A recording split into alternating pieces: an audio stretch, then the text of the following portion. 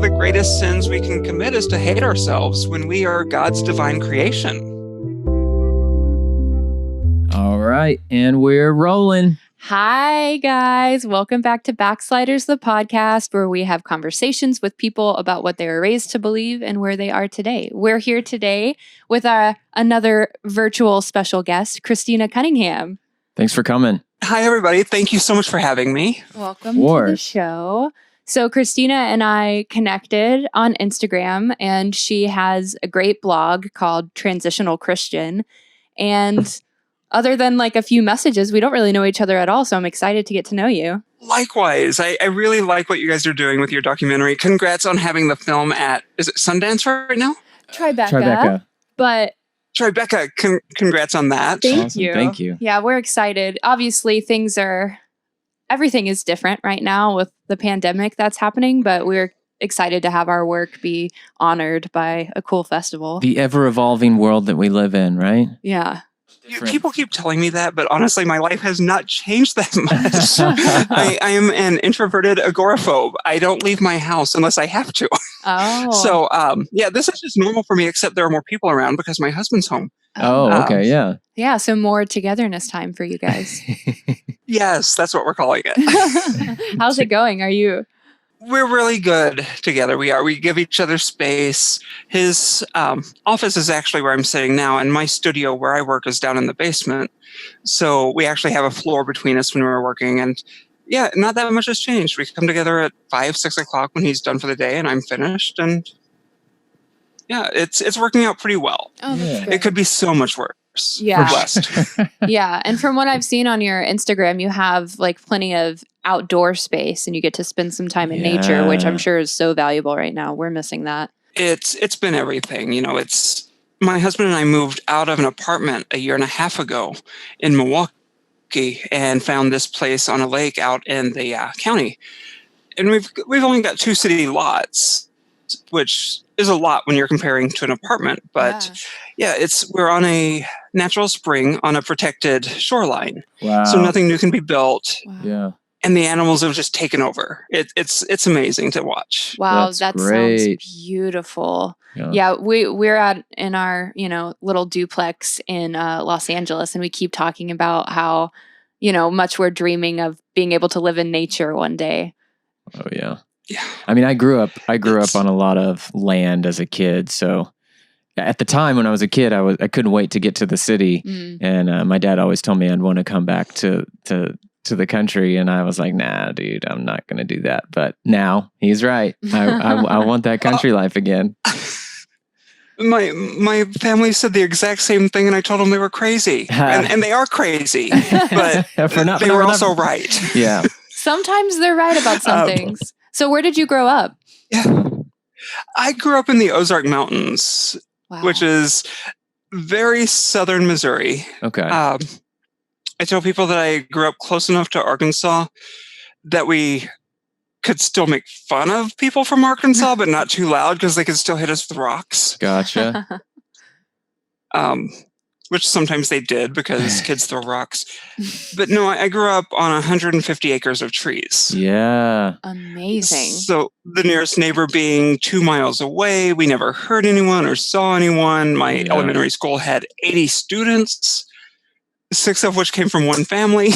Wow. It was a small community. Yeah. And I swore I would never return to that.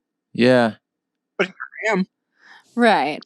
But do you still keep, I'm assuming from your blog that your upbringing was particularly religious. Oh, we were very, very fundamentalist. You know those Pentecostal churches that handle snakes? Yes. Yeah. Or we've heard of them. We were one step below them simply because my mother was afraid of snakes. How many people attended the church? Well, there were 40 and we were all basically cousins, Okay. but we weren't allowed to date outside the church, which really kept the family tree small. Wow. My queerness came in so handy. Otherwise, there'd be like little mini cousin kids running around. Thank God. Wow. Right? Yeah. But yeah, there were about 45 of us, most of us related, and we really did not socialize outside of our particular church. We weren't associated with any larger denomination. We were very independent, basically in a little shack in the woods. Wow. Not a culture that a kid should be born into. It was pretty terrifying. Yeah. You know, we were the sect that performed exorcisms on queer folks, you know. Whoa. It was definitely a time to definitely a great time to be queer in the Bible Belt during the 1980s. Man. During the AIDS crisis. Yeah. That's a lot to live through. That's wild. So were there visitors to the church, or was it kind of pretty closed environment? There wasn't a lot of evangelizing, I'm imagining.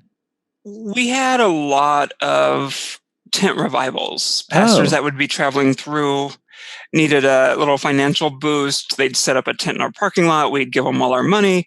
And they'd stay as long as our welfare checks remained. Wow.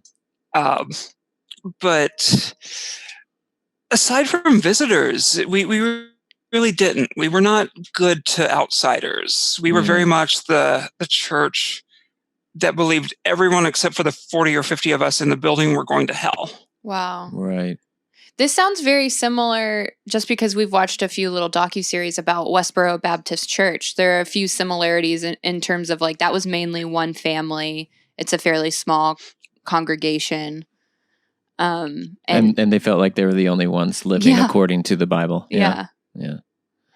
Oh, yeah. And, you know, it just goes on and on and on through the generations because kids are born into this. They never hear outside influence. Right. Yeah. Most of my childhood, we did not have a TV.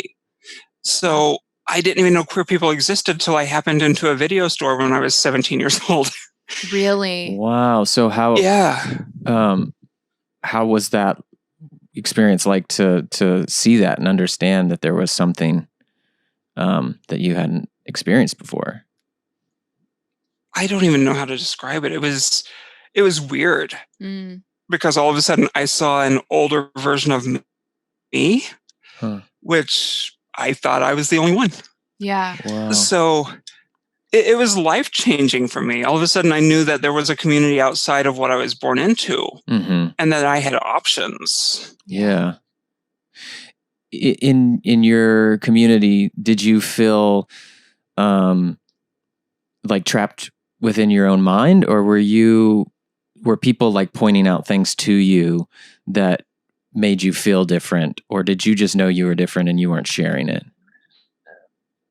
Oh, I shared it. Yeah. There was no hiding who I am because I was very much a flamboyant, feminine child. Okay. It was, I always knew I was a girl. There was no question. By the time I was 4 or 5 years old, I was praying to God every night that I would wake up in the right body. Wow. But I was also going to a church where every Sunday the pastor was talking about those homosexuals and trans folks that are abominations unto God. So by the time I was 7 or 8, I just accepted the fact that I was going to hell. Wow.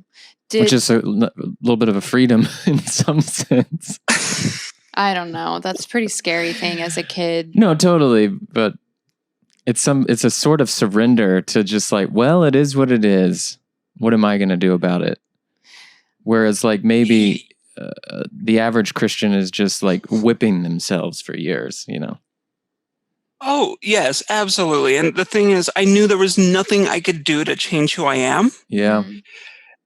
So, yeah, I guess you're right. There is sort of a form of acceptance that settles in. Yeah. Why try if I'm going to go to hell anyway?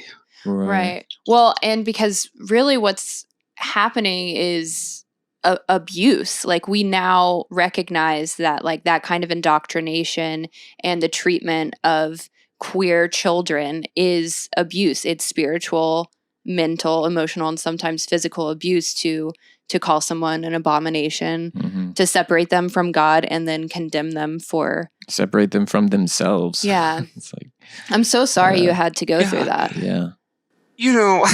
As much as I would like to say I'm sorry, I'm not, Yeah. because it really set me free from that culture. Mm-hmm. When you grow up hating everything about your life, it's easy to walk away from that. Wow. And while change is never easy, when you know you've got nothing to go back to, it's the only option. You either grow up or you don't. Yeah. So when I finally left home, I stopped trying to commit suicide. And that was all the validation I needed. When did you leave home? The first time when I was 15. I actually moved in with an aunt and uncle until I could finish high school. And then I was asked to leave when I was 17 because they found out that I was dating a young man at high school.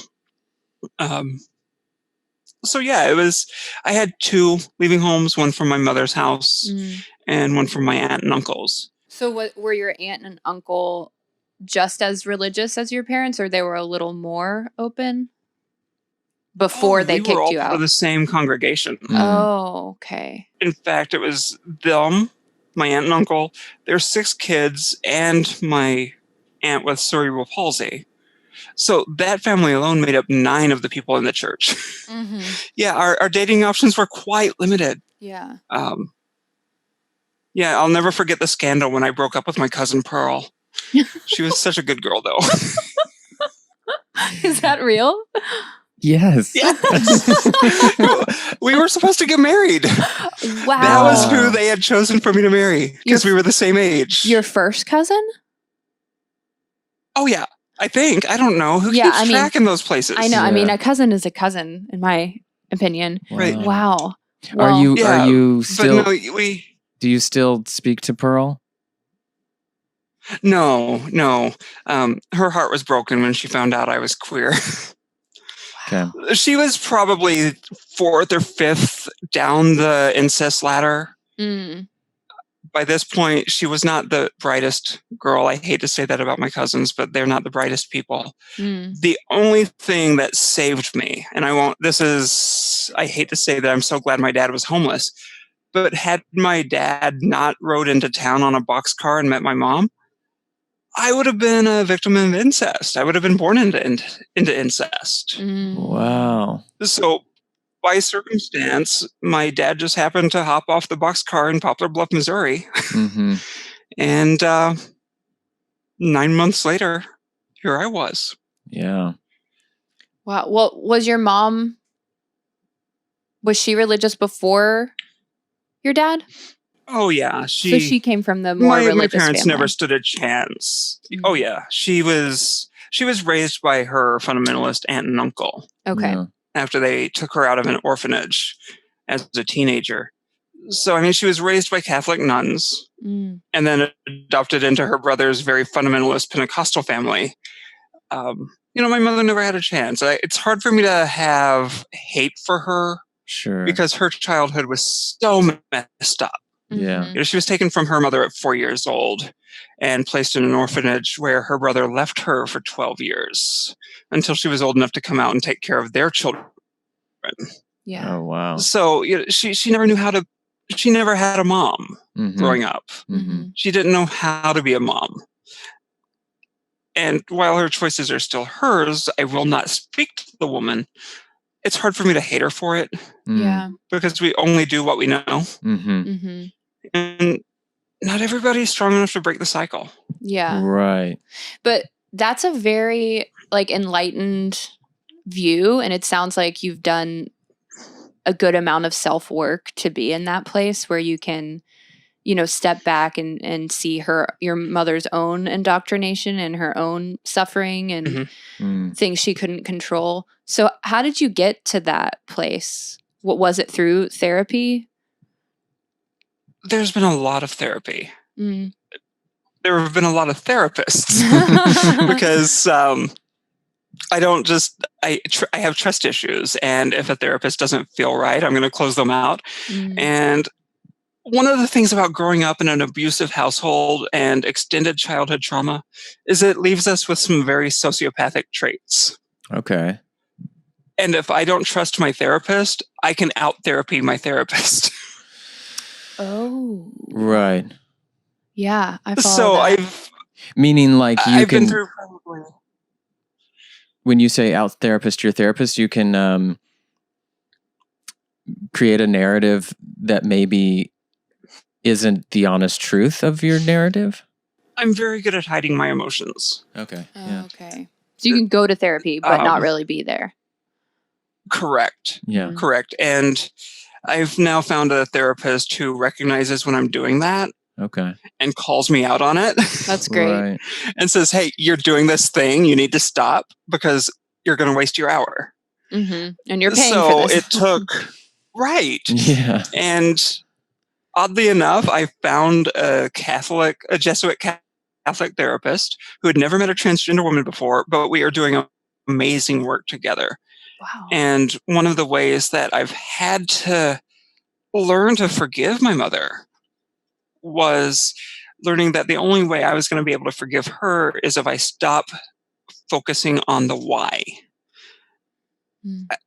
Because every time I go into what she had done and then start digging into the why, I fall down a rabbit hole. And that's just not healthy for me.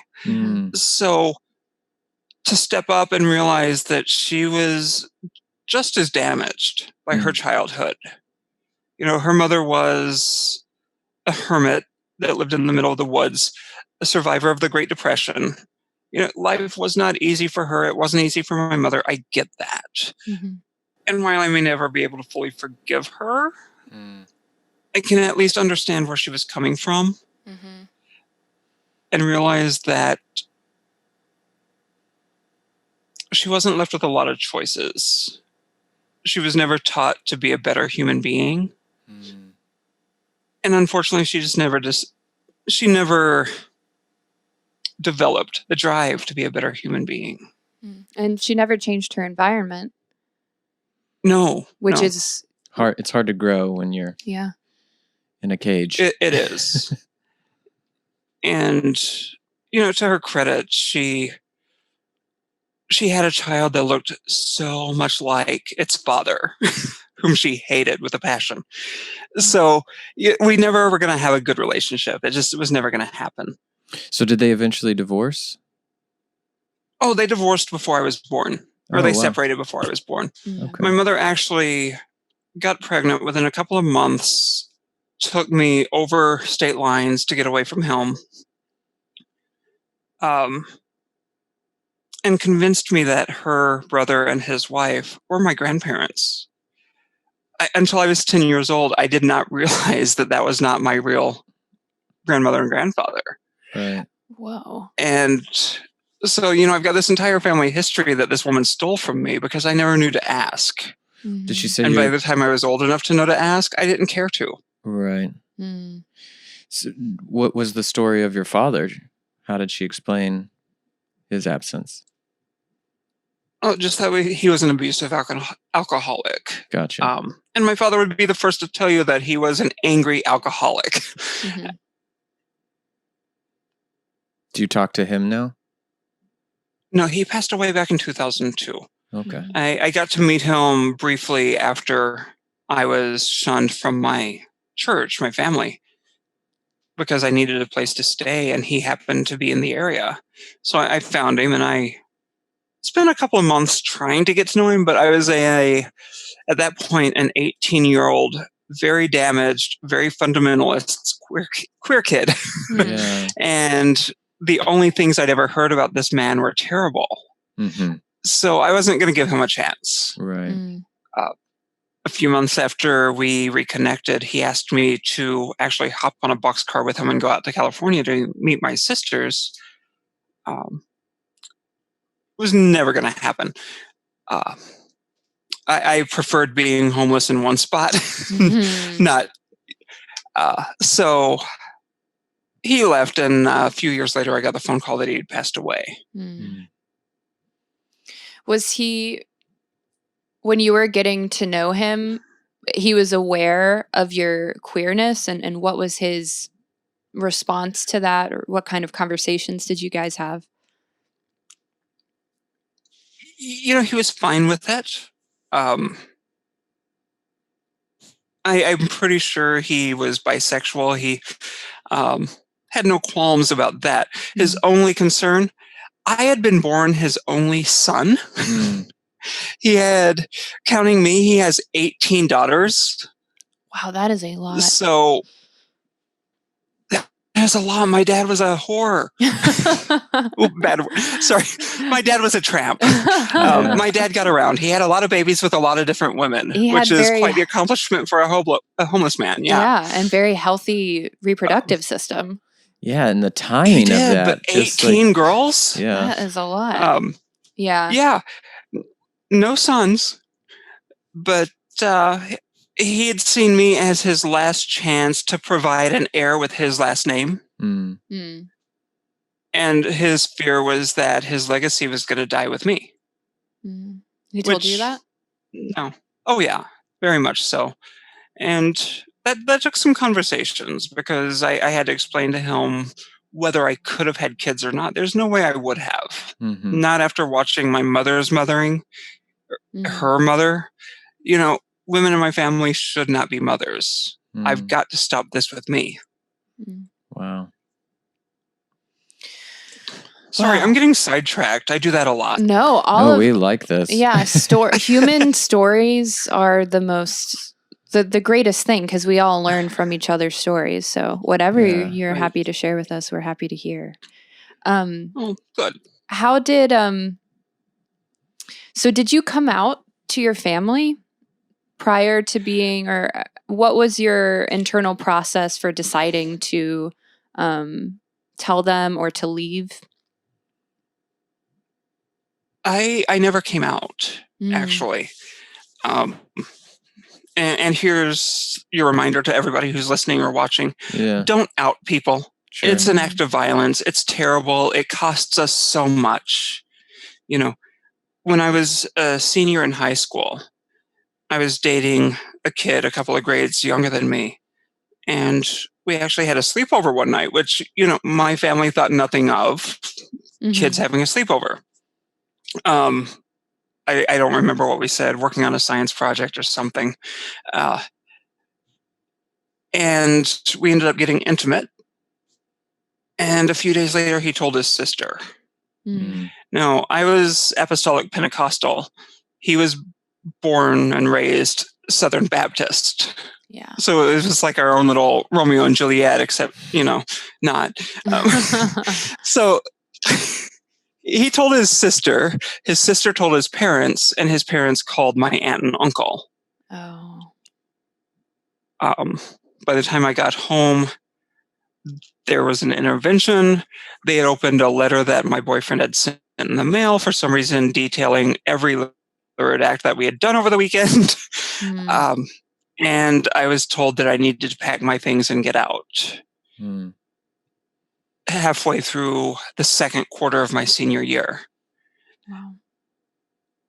So, you know, I was pretty devastated. Not that I was leaving my family, because screw them. I knew the moment I could get away, I would. Yeah. That was something I knew from childhood when I was like itty bitty. But I had dedicated my entire life to being an honor student. I'd never fallen below an A- average. I was in the top 3% of my class of, I think, 100 kids. You know, I was on track to have so many college scholarships. And they took that from me because I had to drop out of high school. Not drop out. I graduated a semester early. I got my diploma. That's good. But it took my grade point average down so far that I couldn't qualify for the grants that I needed. So I went from a promising educational future to living on the streets in a matter of 2 weeks. It was, it destroyed me for a long time. And you went to your dad's right after that? It took me a few weeks to get there. Yeah. I did some couch surfing. And by couch surfing, I meant trading sex for a bed for the night. Surviving. Yeah, it was, you do what you have to do. Mm-hmm. And I happened to have a lot of experience in that area by the time I was 18 years old. Mm-hmm. My mother remarried when I was 6. So I'd been sexually active for 12 years at that point. Mm. I was very popular in my small town. Mm.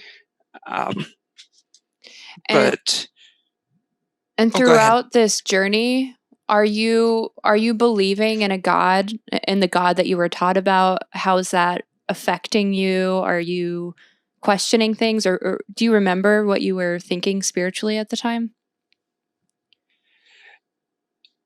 I hated God. I hated God so much. Because even though the community was abusive and hateful and terrible, I still at least had community. I felt like I had a future, and overnight I felt like God had taken that away from me because I had consensual sex one time. This is the damaging effects of purity culture. I fully believed that I deserved everything I was going through at that point in time. And, I'll tell you that I went toward atheism for a while, but I can't say I ever stopped believing. I just started hating. And I stayed that way for about 20 years, not disbelieving, just angry. And I'm still angry to an extent because I feel like that culture took so much from me. But at the same time, the avenues I found that have brought me here, I wouldn't trade for anything because I had some amazing experiences along the way. I met some of the most amazing people under overpasses around a fire barrel. You don't meet those kind, genuine people in the pews of a church. Because these people are out here just surviving. There's no ulterior motive. They have nothing left to impress people with. So there's no mask when you're on the streets. Not with each other. And there's no pretending to do better than you are. Yeah. It's pretty correct. It's pretty evident. And actually, these are exactly the type of people that Jesus was spending time with. Yeah, a couple of years ago, I was going out with a group handing out hot meals to homeless folks in the inner city in Milwaukee. And, I don't look like I belong in the city. I am Southern to the core. I like my nice, quiet life. But my therapist was concerned, and he says, well, aren't you worried about going down there? And I said, hon, I am more worried about going to my suburban grocery store as a transgender woman than I am about walking through the worst neighborhood, because those are the people that kept me alive when the church wouldn't. Yeah. So it's, I miss those people, actually. Yeah. Now that I think of it. It sounds like you had really deep conversations and soul connections with people. I mean, when people are unmasked, the intimacy that you can have just through surviving together is really powerful. I'm sure that has stayed with you. Yeah, there's no bullshit to cut through. It's just like raw. Here am I. It is. It's when one of the weird things that I remember looking back, and I realized years later that we were squatting in people's basement, in someone's basement. I have no idea whose. But, when you're in the midst of this culture and it's all you know to do, you don't even think about the fact that somebody broke open that door to let you in. Years later, I realized if the people upstairs had woken up and found us in their basement, they would have been terrified. But I was just hanging out with my friends. I guess I assumed somebody lived there. It's weird. Yeah. Remembering this stuff. And the thing about having PTSD is so much of this stuff fades away and then comes back in waves. It's so weird. Yeah. It's fascinating what the mind can hold and, sometimes protect us from, because we need to survive it. And then when you're working through it, what comes back to the forefront of your mind that you may have forgotten. It's buried so deep. Oh, yeah. It still comes in handy. I don't mind. Yeah, it's part of our body's natural defense system. It's it keeps us alive. It protects us. Fight, flight, or freeze, or, bury bad memories might be the fourth step. It took me forever, years, to get to a point where I could take myself out of constant fight mode, because, you just learn to live there. It gets to a point where you feel weird not having the adrenaline running all the time. Yeah, you kind of create a permanent state of protecting yourself, which can be exhausting and hard to break that cycle, once it's a pattern, once you've lived through a lot. Definitely. So you said you had... But it's amazing what the humans... You go, and I will remember what I was going to ask. We got this. I was just going to say, it's amazing what the human psyche can do, what it can survive. Yeah, it truly is. And not even just humans, like even animals. I read the study once about rats, and they were monitoring rats playing in their environment, like living their lives, mating, eating, whatever. And then they added one single cat hair to their environment. And it wasn't even a cat, it was a single hair. And that hair incited fear so deeply in all of these rats that they never were quite the same. Their play, their mating, their eating was directly affected by just the element of fear. And they had never even met a cat. But biologically, it was like ingrained in them. Yeah. Wow. Animals are amazing things. Yeah, they can teach us a lot and remind us that we are also part that. Yeah, we are part that, or are that. Yeah, we're mammals. Oh, that's right. We are, aren't we? We are that. So you said science was not my thing. So you said that you had about 20 years of very angry with God time. Where are you now? I still very much get angry with God because, there's a lot just wrong with the image of God. But I lean more towards spirituality because I look back at all the years I spent in church. Even after Dave and I met, my husband, we met 12 years ago. And I eventually went to church with him on occasion because it almost didn't work out at all because he was an evangelical. I almost kicked him out the door right then, but I'm glad we worked it out. But I tried to find my place back in the church for the longest time, because still that psychological indoctrination, that those years of being forced to sit in the pew, it's like Stockholm syndrome. You learn to miss it. And, I tried. I put on a good show for the longest time. And eventually I've grown to the point now where I find God more often in the chipmunks that run across my yard than I do in the worship band at the biggest evangelical church. I like the idea of the chipmunk God. God in nature, God not defined by a book or defined by people who maybe need a really closed-minded view of a God that judges, but God in the present moment, God in what's around us. And I liked what you said. You have a problem with the image of God. It's almost as if it's not God. It's the image man has created of God and has taken the divinity almost out of it and put the image of man in its place.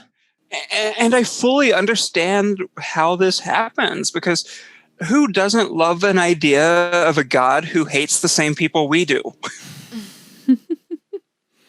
Yes. I mean, if I could find a God that agreed with every one of my prejudices and dislikes, of course I'm going to follow that guy. But I see my own tendency to paint God into the corner that I want God to be in. So I've had to step back from church because it enables that in so many of us, I think. It's not that there's, for every prejudice, there's a church that will preach it, you know, and we tend to find the church that'll speak to us instead of speaking to what we need to hear. So I much prefer getting out into nature and just letting the enormity of this little ecosystem that I live on here remind me just how small these troubles are in comparison to the big picture. That's so true. What you're saying reminds me of something that another podcast guest recently brought up, Maddie Jo Cowsert. She was talking about how one of the reasons she stepped away from evangelicalism was that it was teaching separatism instead of integration. And you can see that in a lot of different examples. In separatism, you know, in terms of all of the rules that we have to follow to be good Christians, but also all the other Christians who have it wrong, but also we need to separate ourselves from our bodies and our desires. And to me, that's so the opposite of God or divinity or, you know, a connection with a higher power, which is all about connection. Whether that's through nature or a conversation or a moment of peace or, you know, tea with a loved one, whatever it is. It's not about dividing. It's about connecting. Yeah. And you hit on something super on point there with the preaching separation rather than integration. You know, I think it was Brown versus the Board of Education. Began because Christian schools wanted to remain segregated while maintaining their tax-free status.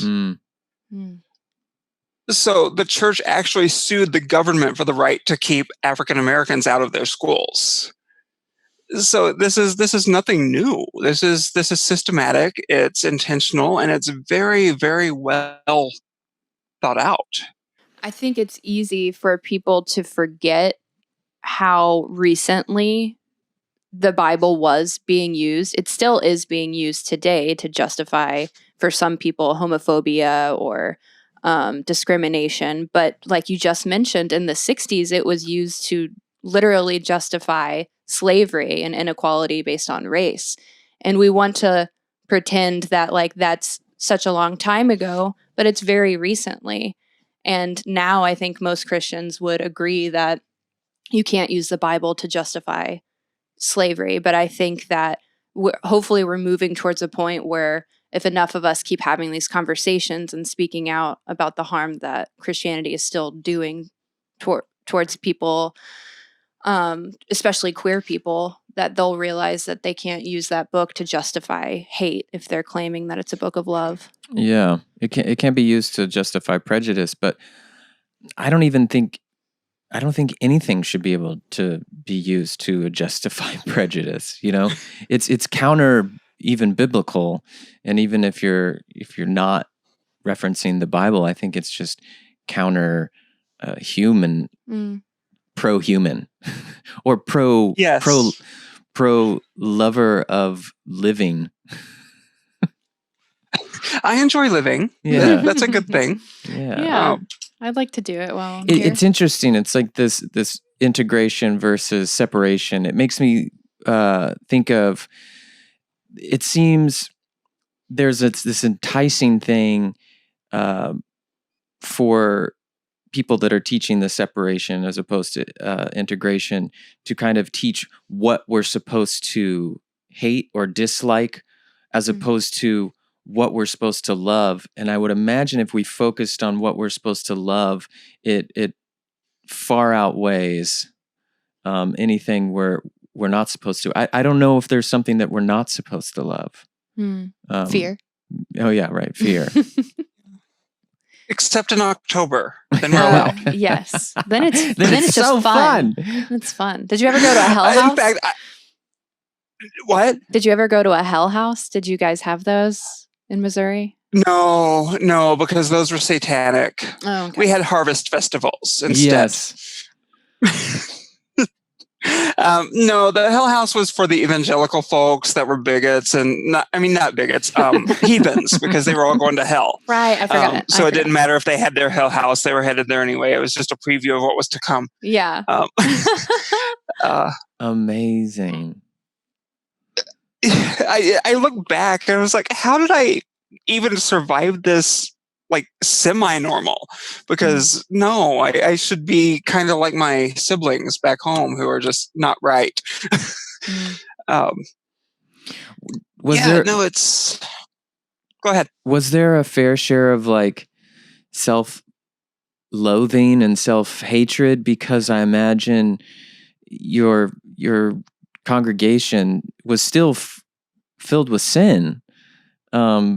But was there a righteousness that it wasn't, that they all lived in secrecy and shame? And it was like, well, as long as the community doesn't know I am sinning, then I can present myself as somebody who's not. And so therefore I'm going to heaven. And those evangelicals are going to hell because sometimes they admit their sin. Oh, well, yeah, we weren't the type of congregation that did confession, but every family had terrible secrets. We were of the sect that the only thing required for salvation was speaking in tongues. Once you spoke in tongues, you were washed in the blood. As long as you didn't cut your hair, if you were a woman, if you didn't wear pants, you were good. As long as you didn't commit the big things like wearing lipstick, that would get you sent to hell right away. But you know what? Brother Jack wants to diddle his granddaughter, that's fine. We all knew what was going on in the church. We wouldn't call each other out on it. Being assigned male at birth, I was privy to a lot of conversations I can't forget. Horrific conversations. Like, the girl that my stepbrother grew up to marry, her dad was the pastor's brother.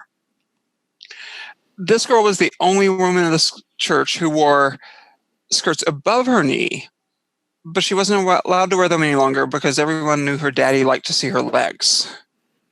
It was this stuff that was just deemed normal, and a girl's not allowed to tell her dad no.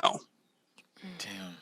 And if she dares to speak about it, she's bearing false witness, and she's going to get prayed for in front of the entire congregation for being a slut. She needs to keep her knees closed or her lips closed. It's such a devious culture there. So was there no shame of these men that were, was there biblical reinforcement that what they were doing was okay?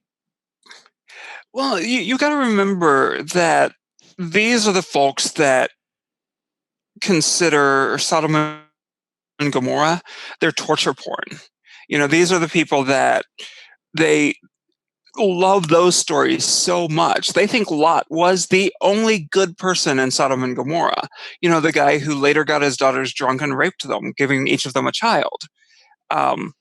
They look up to those men. They look up to David, who had his general killed so that he could have his wife, even though he already had a lot of wives. So in my culture growing up, men could do no wrong unless they were queer. Mm-hmm. Yeah, I think people need to recognize and talk about more these heinous acts and lessons that can also be learned from the Bible if you're viewing the Bible through a controlling lens or if you are an abuser. Yeah. Because the Bible contains heinous acts like rape and war, and I'm so sorry that you had to grow up in that community, and I think it just shows how resilient your spirit is that you were able to endure and leave and start a new life where you can be free from that kind of abusive environment. It is, but it's left me with so much more than it took. Because growing up on the underbelly of this society, of these cults, we weren't just dabbling. We were in there. And seeing what goes on behind closed doors. I've seen behind the curtain, and I know what it is to be raised in a way that you believe this 100%, that you internalize it. It's Stockholm syndrome in a way. Yeah, so I know what it is to have been indoctrinated, to buy into this wholeheartedly. I voted Republican right up until 2016.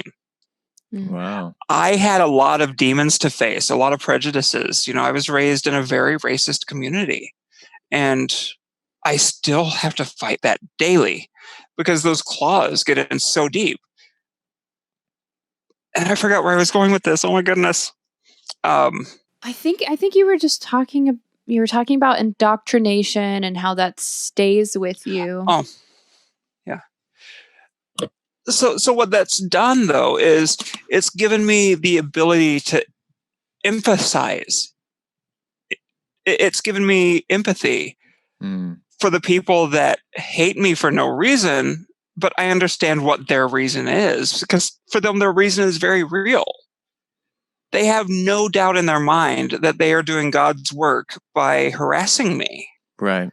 And I remember what that's like. I was the kid that brought religious tracts to school. I know what it is to be convinced that you're going to face eternal damnation if you don't save souls.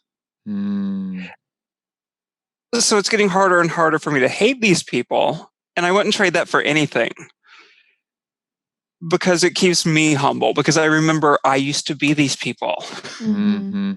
Yeah. So you can empathize with them and understand it's part of their need for survival to keep their belief system intact, to believe that themselves and their family will not suffer eternal damnation. Right. So, you'll notice on, say, my Insta page and such, I don't have any negative comments because I delete right away when the fundamentalists show up.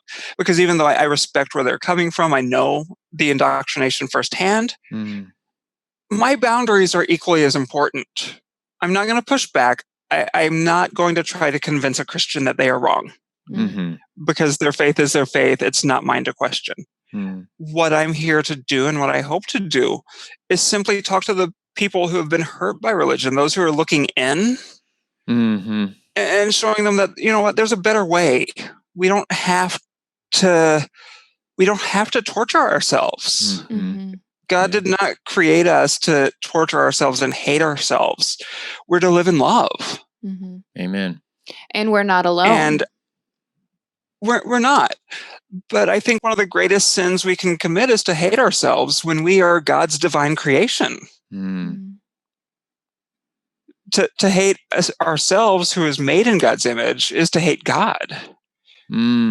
So it's, I hope to reach those people that don't know that they're loved, that they can practice their spirituality and their faith, even without permission from a preacher.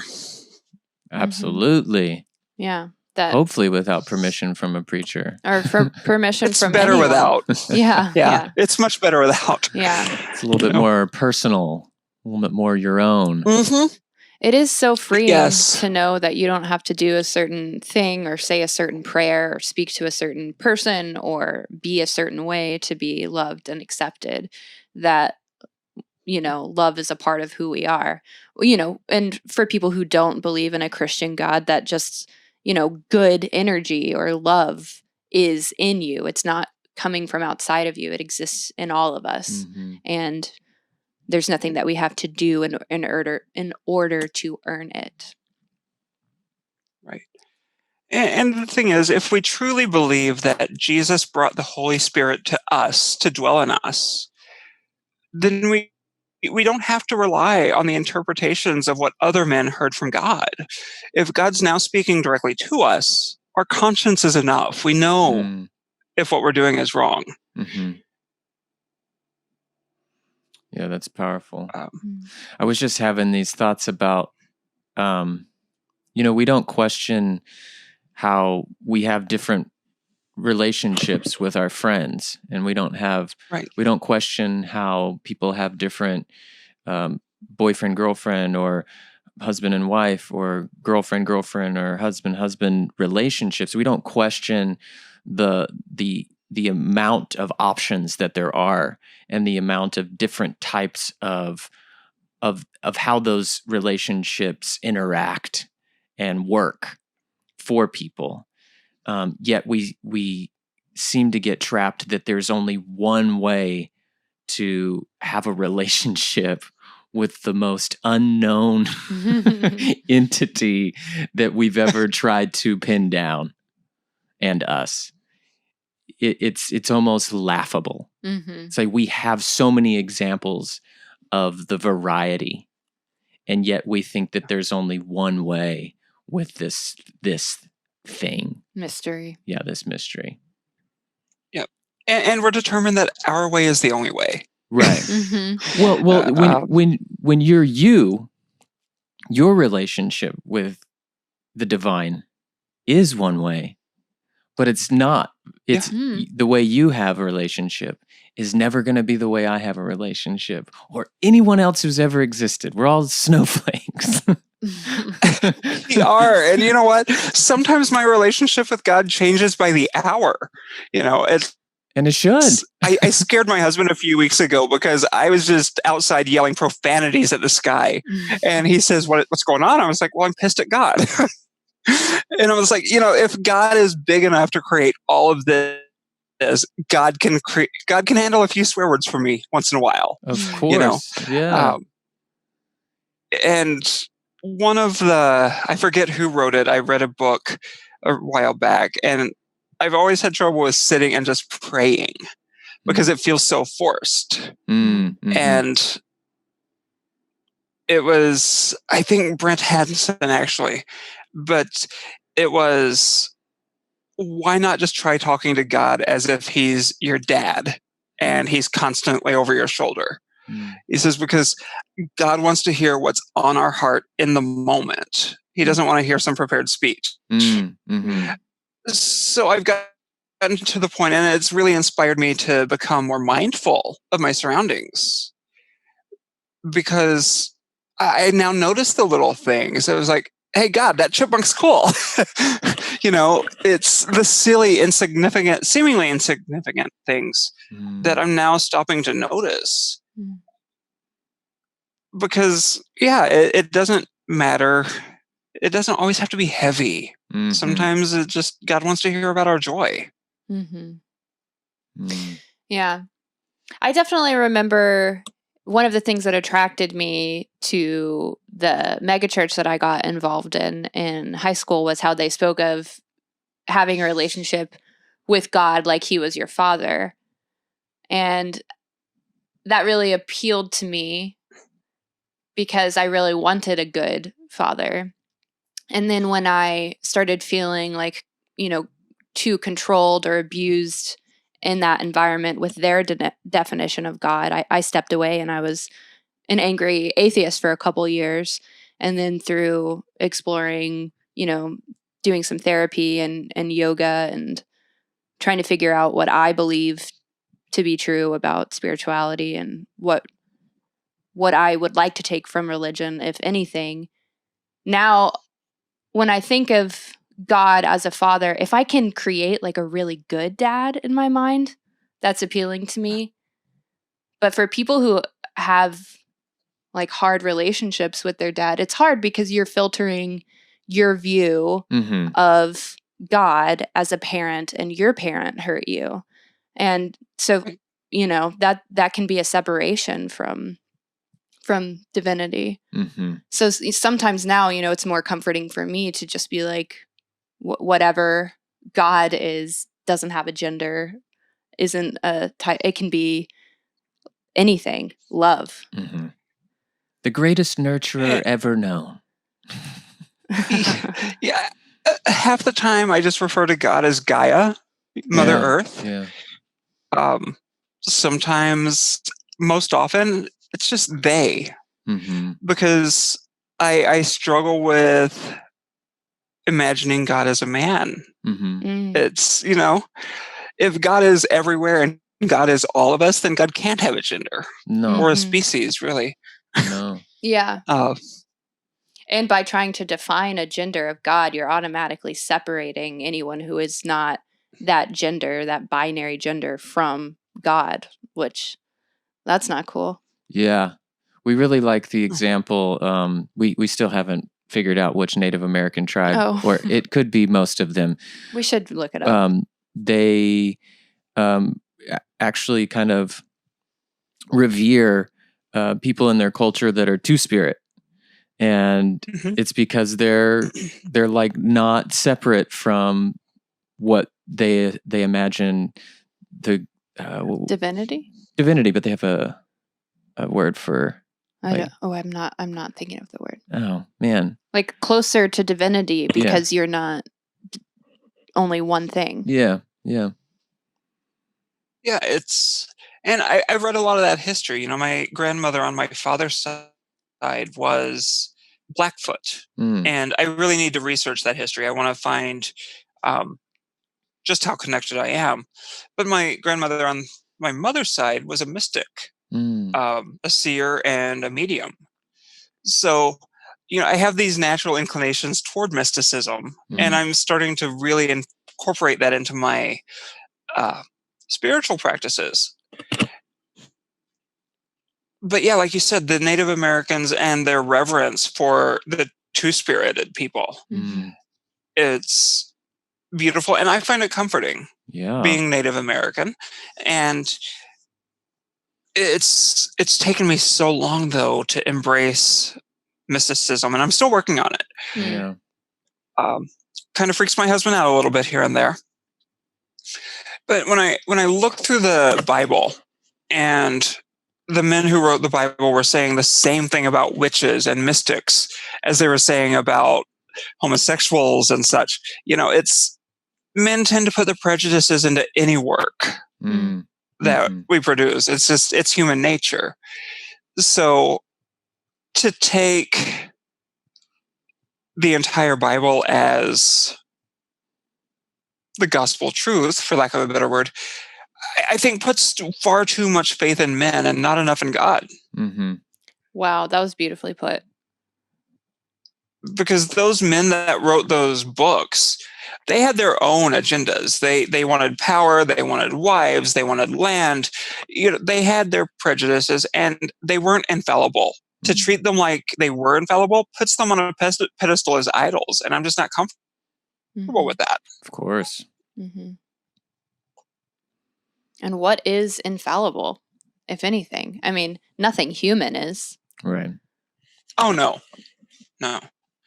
I think it'd be sacrilege to say anything else. Yeah. I have such a deep respect and admiration for Native American and indigenous spiritual teachings and practices. Because I think that there's such a reverence of the holiness of mystery.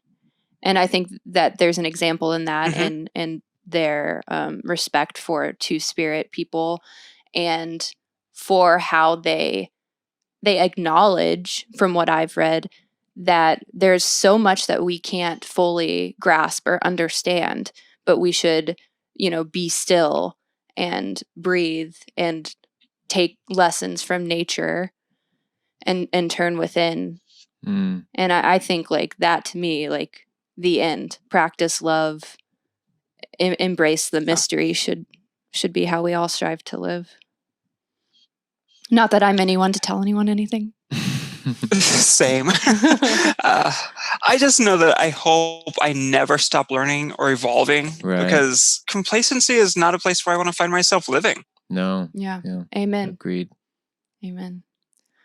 Well, thank you so much. I feel like we could talk to you for hours and hours. Yeah. Well, we've got to do this again. Yeah, let's have a part we 2. Would love we would to. love that. Will you tell people how they can find you online? You can find me on Instagram as Transitional Christian, or you can go to my website, www.transitionalchristian.com. Also on Twitter as Transitional Xgen, because character limits. Yeah, those are the big three that I use. I need to get more adamant about posting regularly on my blog. But yeah, those are the platforms that I prefer. That's great. Yeah, and we've checked out your blog and your Instagram. I'll follow you on Twitter, but highly recommend. Kristina has a great blog. Please check it out. And I love her Instagram content. To all of you who are taking some time to spend an hour with us and listen to us talk about spirituality and beliefs, thank you so much. You're not alone. We hope this podcast makes you feel seen and loved and accepted and free to ask questions. Yes. If you like this podcast, please share it with a friend. Rate, review, and subscribe to us on Apple Podcasts. We're also on YouTube. We have a show that just got in Tribeca. Leave a comment. Yeah. We will link Kristina's Ring links. the bell. And all of our links. Smash that subscribe button. If you could take a couple seconds to do one of these things, it really does make a difference. Any support is a huge help to us. Thank you guys, and we'll see you on the next Backsliders. Love it. No, I'm not saying that it wasn't real. I'm just saying that you made me feel bad. Don't try making me a better deal. I'm done with you and I'm fine with that, and that's that.